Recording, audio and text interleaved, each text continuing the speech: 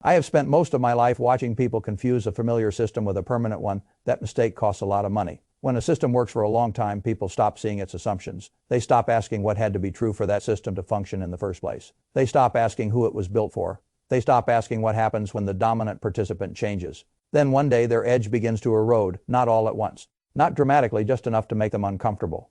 The old tricks produce less. The old explanations feel thinner. The old confidence still speaks in a strong voice, but the results no longer match the story. Most people blame conditions. I have learned to suspect structure. That is the distinction that separates a rough season from a regime change. A rough season leaves the machine intact. A regime change alters the machine itself. I want to talk about one of those changes. I do not mean another fashionable prediction about which ticker symbol is going to double next quarter. I do not mean another excited argument over whether some new technology is overhyped or underappreciated. I mean something more important than that. I mean the possibility that the financial system we have used for generations was built around a human being at the center, and that the next dominant economic actor will not always be a human being at all. When that happens, the pipes have to change. Most investors do not make their biggest mistakes because they are lazy or stupid. They make them because they are trained by a stable world, and then the world changes faster than their training. The human mind loves continuity. It reaches for yesterday's map, even after the roads have moved. I have seen that movie before. Imagine you were a very competent trader in the late 1990s, not a clown, not a gambler, not some reckless tourist in the market. You had skill, you had discipline, you had a process, you understood companies, you understood sentiment, you understood risk, your returns had been good enough to earn trust. Then your edge began to fade, not collapse, fade. Trades that used to behave one way behaved another. Opportunities seemed to close before you could reach them. Spreads tightened. Timing mattered more than it used to. The game felt meaner, but you could not quite explain why. You might have blamed the cycle. You might have blamed competition. You might have told yourself to work harder. What you would not have seen, unless you were looking in exactly the right place, was that a new class of participant was entering the market. Not a better stock picker. Not a wiser economist. Not a more seasoned trader on the phone. A machine, and not just a machine, a system built around speed, pattern recognition, order flow, and tiny repeated advantages harvested at a scale the human nervous system could not even meaningfully experience. That is what high-frequency trading represented. It was not merely a better hand at the same table. It was a different table. The old market had been organized around human reaction times, human judgment, human frictions, human limitations. Once a meaningful portion of the action shifted into microseconds, the market was no longer primarily a place where human beings contested one another on roughly equal biological terms. It became a market increasingly shaped by entities that could see, respond, and repeat faster than any person ever could. The point that matters is not the romance of the story. The point is the structural lesson. Renaissance technologies did not win because they were more eloquent about macroeconomics. They did not win because they read annual reports with more passion than everyone else. They recognized that a technological change had created a structural advantage. They moved early, and they built inside the new reality before the old guard fully understood what had happened. That is how fortunes are quietly made in transitional eras, not by shouting the loudest, by seeing the architecture before the crowd sees the headline. Every generation gets a few moments when the plumbing changes under the house while most people are still arguing about the furniture. The people who treat those moments seriously do very well. The people who dismiss them because they arrive from the fringe usually become the liquidity for somebody else. I believe we are in one of those moments. Now, the surface level argument is noisy. People think the debate is about whether crypto is good or bad, or whether artificial intelligence is overhyped or miraculous, or which application wins, which token wins, which platform wins. That is not the deepest question. The deepest question is much simpler. If artificial intelligence becomes a meaningful transacting participant in commerce, what financial system can actually accommodate it? That is the question. I want to be precise here, because precision is where money is made. AI is already useful as a tool for human beings. That is not speculative. A person can ask an AI assistant to compare products, organize information, help make choices, and even complete a checkout flow using the person's own accounts and payment credentials. In that model, the AI is not the economic actor. The human is. The AI is just an interface. That is one world in that world. The old banking rails can still function because the core identity remains human. The bank account is yours. The card is yours. The KYC belongs to you. The legal responsibility maps back to you. The AI helps, but the system still knows whose money is moving and why it is allowed to move. A lot of people see that and assume the rest of the transition is just more of the same. That is the dangerous simplification because there is another world. In the second world, AI is not merely helping a person press buttons faster. It is operating with increasing autonomy inside commerce. It is making decisions, executing tasks, interacting with other systems, and initiating transactions in ways that are not practical if every action must be tethered directly to a human identity in real time. That is where the architecture breaks. The old financial system was built to answer a basic question again and again: who is this person? That question is not a detail. It is the foundation. Banks' compliance systems, payment networks, fraud frameworks, jurisdictional rules, all of it ultimately circles the same center. Who is this person? What country are they in? What account belongs to them? What legal responsibility attaches to them? What rights do they have? What limits apply? What recourse exists? Now imagine an autonomous AI agent trying to walk through that door. It does not have a childhood. It does not have a passport. It does not have a home address. It does not have a social security number. It does not have a legal body that fits the assumptions built into a century of financial regulation and bank architecture. It is not a person who failed compliance. It is something the system was never built to classify in the first place. That is not a small bug. That is a category mismatch. Once you see that, the next step becomes obvious. If AI is going to transact at scale without exposing human users to unacceptable risk, then it cannot simply be handed unlimited access to the human financial identity. It needs its own constrained environment, its own financial perimeter, its own wallet, its own guardrails, its own blast radius. That is why I think many investors are looking at the wrong end of the telescope. They see AI on the screen and ask which assistant will be most popular. They see crypto on the screen and ask which coin will go up.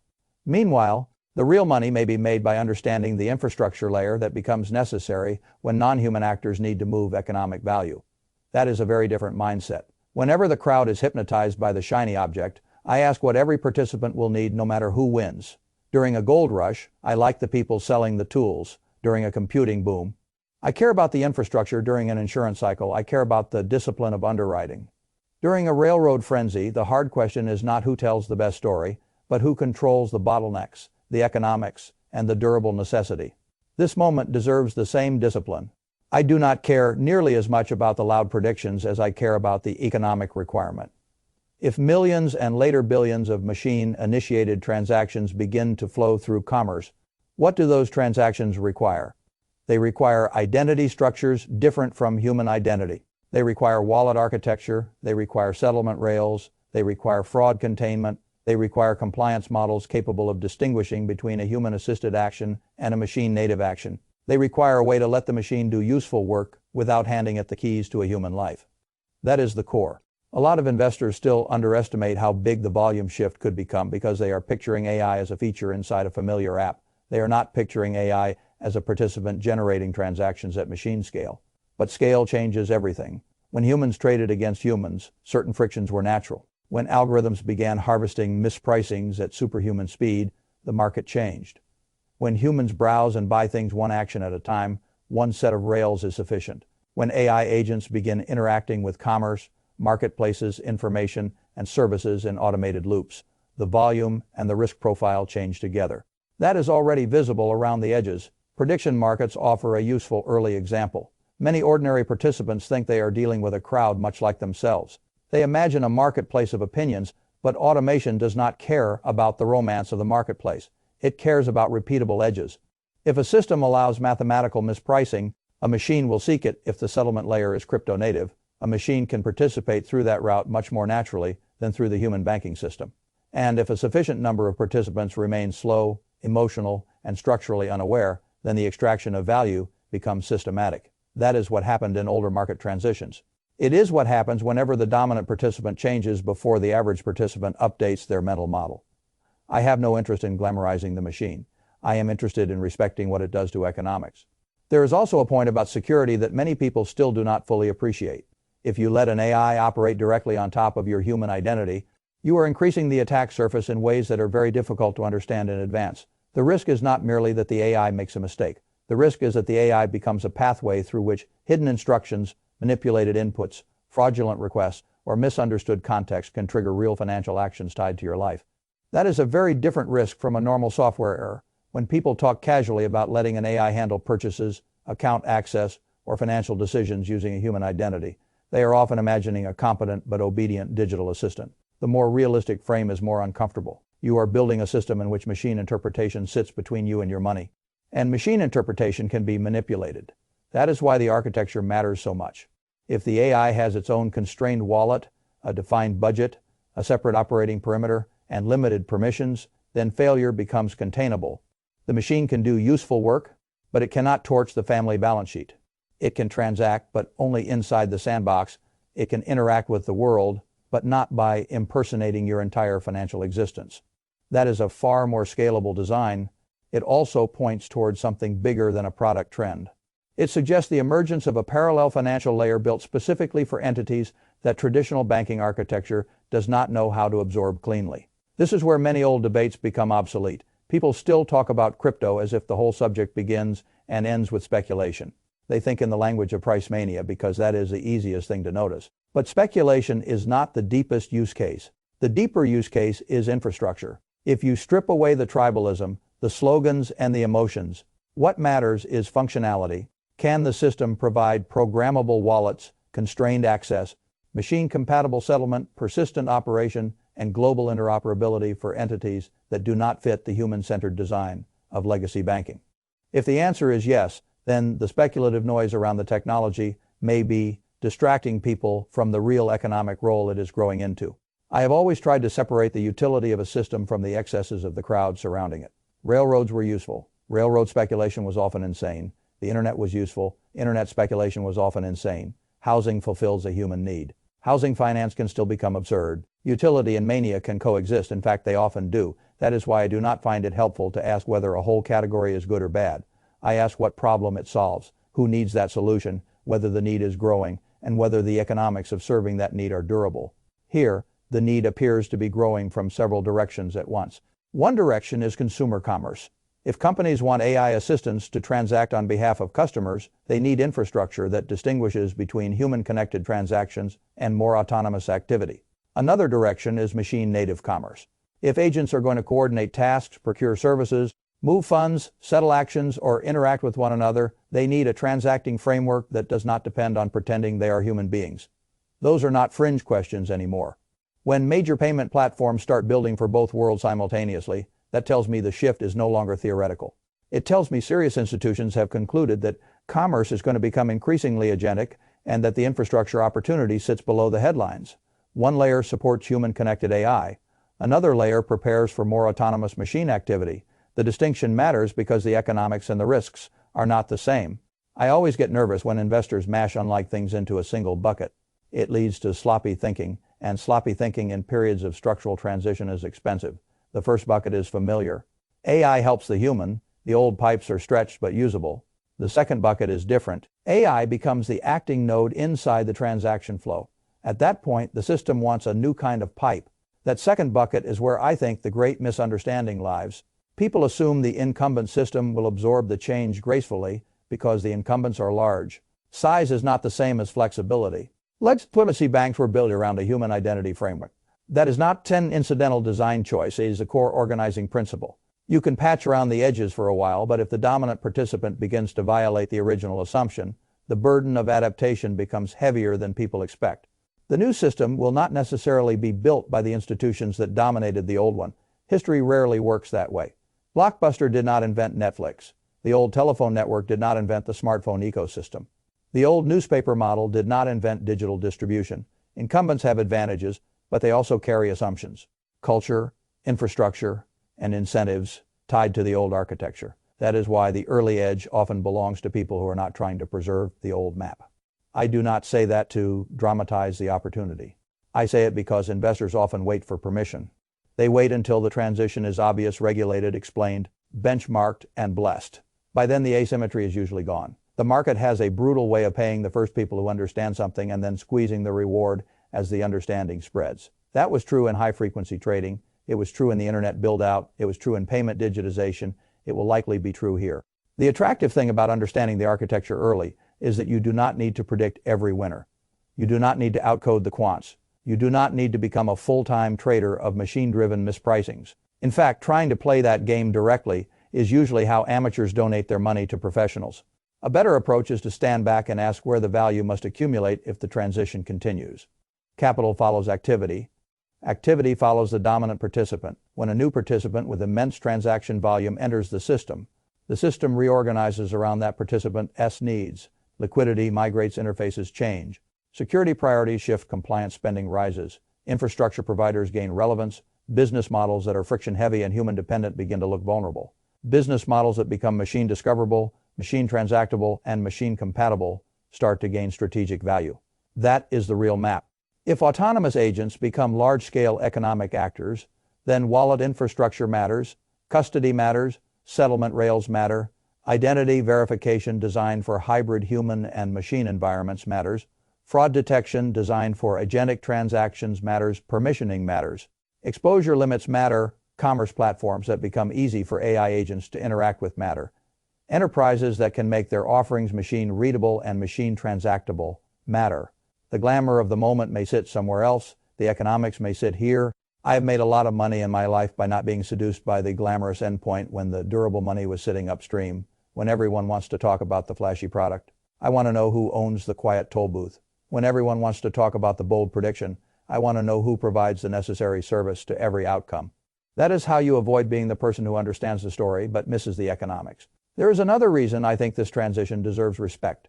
The speed of adoption may be faster than many previous cycles because several forces are aligned rather than fighting each other. The technology is improving. The commercial incentive is enormous. Major platforms are integrating AI features quickly. Payment networks and commerce layers are experimenting. Enterprises do not want to be caught flat-footed. And where real utility exists, capital tends to accelerate the build-out. That does not mean every claim will prove true. It does not mean every valuation makes sense. It does not mean every project survives. But it does mean the direction of travel may outrun the comfort of many investors who are still arguing on yesterday. As terms, I try very hard not to confuse uncertainty with irrelevance. We may not know exactly which protocol, platform, or business model captures the largest share of value. But we can still see that the old assumption of a purely human-centered transaction system is under pressure. We can still see that autonomous or semi-autonomous AI activity strains legacy identity frameworks. We can still see that constrained machine wallets and crypto-native settlement offer one possible solution to that strain. We can still see that commerce infrastructure is already adapting around those pressures. That is enough to form a serious investment thesis. The thesis is not that every digital asset becomes valuable. The thesis is not that old finance disappears next Tuesday. The thesis is not that you throw discipline away and chase every shiny thing wearing an AI label. The thesis is simpler and more useful. A new class of economic actor is emerging. Legacy financial architecture was not built for it. Therefore, new infrastructure will be required. And when infrastructure must be built at scale, fortunes are often made by the suppliers, the connectors, the bottleneck owners, and the disciplined investors who understand the map before the crowd does. I also think it helps to frame the opportunity the right way emotionally. Many people hear a transition like this and instantly imagine they must become experts in code, tokenomics, or high-speed execution. That is usually the wrong response. You do not need to be the machine to benefit from the machine changing the field. Often it is enough to stop standing in the wrong place. When high-frequency traders changed the market, most people did not need to become quants. They simply needed to recognize that the environment had changed, that some old assumptions were dead, and that being the uninformed counterparty was a terrible life plan. The same principle applies here. You do not need to become a hero. You need to avoid becoming exit liquidity for a structural change you refuse to study. The first layer of advantage is defensive. It is knowing enough to stop making lazy assumptions. If you still view crypto only as a casino, you may miss the infrastructure build. If you still view AI only as a chatbot, you may miss the transaction layer. If you still assume finance can simply staple these tools onto the old pipes without redesign, you may underestimate who gains power as the system rewires itself. The second layer of advantage is selective exposure. Where are the picks and shovels? Where are the businesses or sectors likely to benefit as AI needs wallets, settlement, verification, fraud control, compliance, and machine-friendly commerce interfaces? Which public market names are making the architectural distinction between human-connected AI and more autonomous AI? Which firms are preparing to become agent-ready rather than merely AI-themed? Which categories become more important precisely because the system gets more machine-native? Those are the questions that matter. The third layer of advantage is psychological. Most people cannot handle being early because being early feels lonely. Structural changes begin at the margin, and the margin always looks unserious to people whose confidence comes from consensus. But the edge lives in the gap between what is true and what is widely acknowledged. Once everyone agrees, the bargain is usually gone. That is why I do not wait for perfect comfort. I wait for enough evidence that the architecture is changing and that the economic consequences are being mispriced.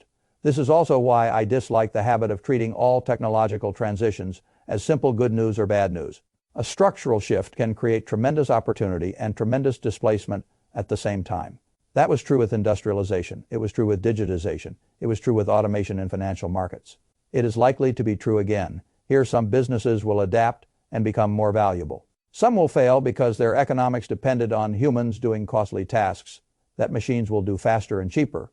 Some compliance and security layers will become more valuable because complexity has increased. Some traditional assumptions about identity, trust, and transaction design will have to be rewritten. If you ignore that because the subject arrived wearing the costumes of AI and crypto, you are making an error of aesthetics, not an error of analysis. The market punishes both. I have always believed that the best investing is often just disciplined common sense applied before common sense becomes common. Here, the common sense is staring us in the face. If a non-human actor is going to transact, it needs rails. If human identity is dangerous to expose directly, the machine needs a constrained financial perimeter. If machine activity becomes large, the settlement layer matters. If the settlement layer matters, the infrastructure providers matter. If the infrastructure providers matter, the investment opportunity is not just in the loudest application, but in the architecture underneath. You do not need mysticism to understand that. You need clear thinking. There is a final point I want to make because it goes to behavior. In periods like this, people tend to swing between two foolish extremes. One extreme is dismissal. They wave the whole thing away as hype and tell themselves nothing fundamental is changing. The other extreme is intoxication. They hear the words AI and crypto in the same sentence and immediately behave like speculators in a fevered dream. I do not recommend either. The disciplined path is harder but far more profitable. Study the structure, separate necessity from noise. Identify the categories that benefit if the thesis is broadly right, even if many details remain uncertain. Avoid betting your future on lottery ticket logic. Prefer exposure to toll roads over treasure hunts. Respect the speed of the transition without surrendering your standards. That is how I would approach it. If I were teaching a young investor how not to get run over here, I would say it this way. Do not obsess over whether every coin goes up. Do not assume every bank adapts cleanly. Do not assume AI acting for a human is the same thing as AI acting as an economic node. Do not assume human-centered infrastructure can effortlessly host non-human participants. Do not underestimate how much money gets made when the market S-pipes need replacement, and do not forget that the crowd usually recognizes structural change only after the rewards for early recognition have already been claimed. I have seen enough cycles to know that the future almost always looks strange before it looks obvious. People laugh at the edges, then debate the center, then explain afterward why it was inevitable. I prefer to do my thinking before inevitability becomes a documentary. That is what this moment asks for. Not worship, not fear, not blind speculation, attention. A machine does not need a checking account in the way you do. It does not need prestige. It does not need a branch office. It needs an operating environment. It needs rules, permissions, settlement, and boundaries. The old system was built around the biography of a person. The new layer may be built around the behavior of an agent. That is a profound shift. If it continues, then one of the great investing opportunities of this era will not come from shouting the slogan of the new world. It will come from understanding what the new world must be built with. That is where I would keep my eyes. Not on the most theatrical prediction, not on the noisiest mascot, not on the easy dismissal that says the old world can stretch forever. I would keep my eyes on the pipes because when the pipes change, the money changes with them, and the people who notice that early do not always look like geniuses at first. They just stop being blind a little sooner than everyone else.